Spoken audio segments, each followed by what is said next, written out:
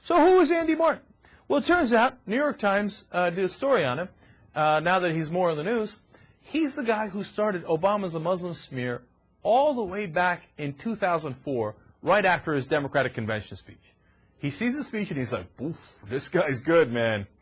This guy's got a lot of potential. It's time to smear him right away. Let's not waste any time. Let me lay the groundwork. And he put out a message saying Obama is a Muslim who has concealed his religion. This started getting picked up by everybody. FreeRepublic.com, which is a conservative website, blog, picked it up and ran with it. And then it jumped from place to place. And New York Times traces all the different places that it jumped to and how the beginning was with Andy Martin. And so they talked to Andy Martin and they said, hey, why did you want to do this? And Andy Martin said, hey, look, I care about the Jewish community, and I wanted to make sure that in fact, I'll give you the exact quote here. His Muslim religion would obviously raise serious questions in many Jewish circles. So he's trying to look out for his Jewish brothers and sisters. Okay, I get that. Let me tell you some of the things that Andy Martin has said about Jewish people in America.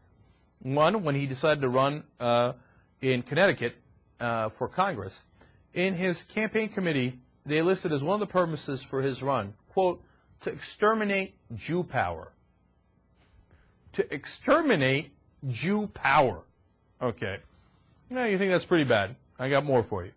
In a motion he filed in 1983 bankruptcy case, he called the judge, quote, a crooked, slimy Jew who has a history of lying and thieving common to members of his race.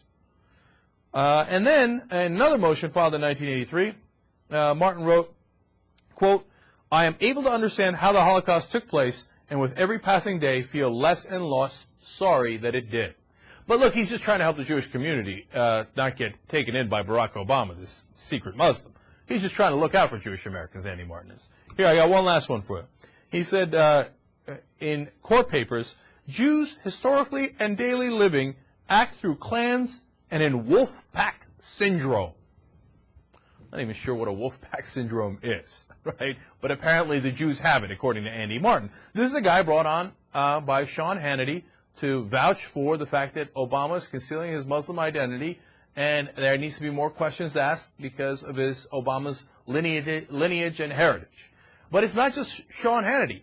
The entire conservative infrastructure has been quoting this guy for 4 straight years, when he is, as you can tell from the quotes, a virulent anti-Semite. He couldn't be more biased, bigoted, racist, whatever you want to call it, against Jews. I haven't seen these bad quotes in a long time. I'm not sure David Duke has these bad quotes about Jewish people.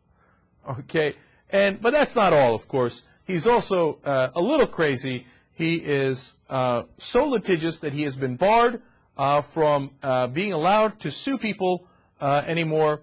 In fact, here the New York Times quotes as saying he has filed so many lawsuits that a judge barred him from doing so in any federal court without preliminary approval. Furthermore, in the 1970s, after he graduated from law school, he was barred from becoming an attorney. You know why? In Illinois, the Illinois bar said that they found a psychiatric finding of, quote, moderately severe character defect manifested by well-documented ideation with a paranoid flavor and a grandiose character. In other words, the guy's a psycho. This psycho has single-handedly created the Muslim smear against Obama that all the conservatives have been quoting for the last 4 years. I mean, that's why I look and I think, how do you stay in the same room as these guys? Look at them, man. When you dig a little bit underneath the surface, they're vile, man. They're vile.